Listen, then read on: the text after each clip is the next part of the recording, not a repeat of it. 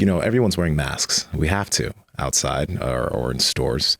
And I always get really weird looks. And my lady says, you're embarrassing me, because I take my mask and I put it underneath my nose because I want to be able to breathe. I find that when I put that mask over my face, breathing through my nose is hard. It gets uncomfortable. I don't like it. Now, I'm curious, does the nose does have like things in it that help capture or block you from getting sicknesses or viruses, right? That, and also for all of our listeners, do you suggest that if they wear masks, they should just wear it around their mouth, but not their nose? So I don't want to get too deep into mask politics. Yeah. That's not my jam, but I will offer some data and some science here. A lot of people wearing masks, they say, there's no way I'm getting enough oxygen here. I can't wear this thing. I'm going crazy. I need to breathe. I need oxygen.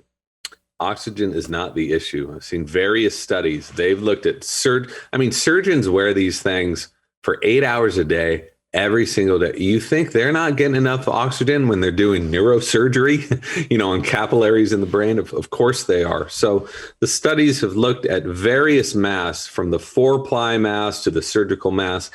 Oxygen is not the issue. What is happening here is you are getting a little more CO2, and CO2 is the trigger to breathe. So especially with people who have panic or anxiety problems, when they feel they're being denied a breath, they completely freak out, because that reminds them of having an attack, right? What happens when you have an asthma or anxiety attack?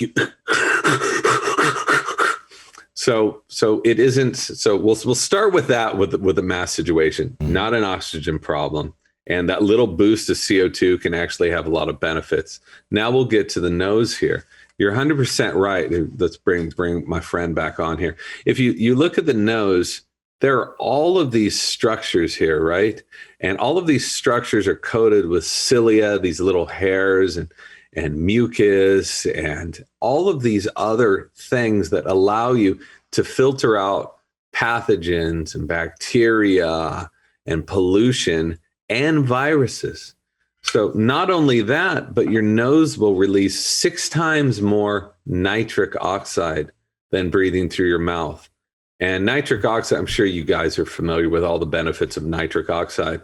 But one of the other benefits of it is it interacts directly with viruses. It kills viruses.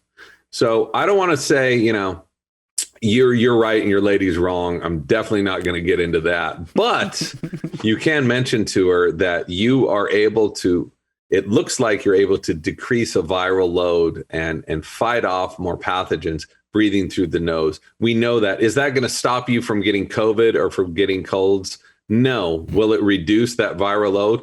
Probably. And this is what Dr. Luis Ignaro, who won the Nobel Prize in the 90s, has said.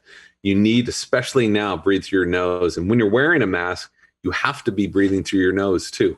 You can't just default to mouth breathing.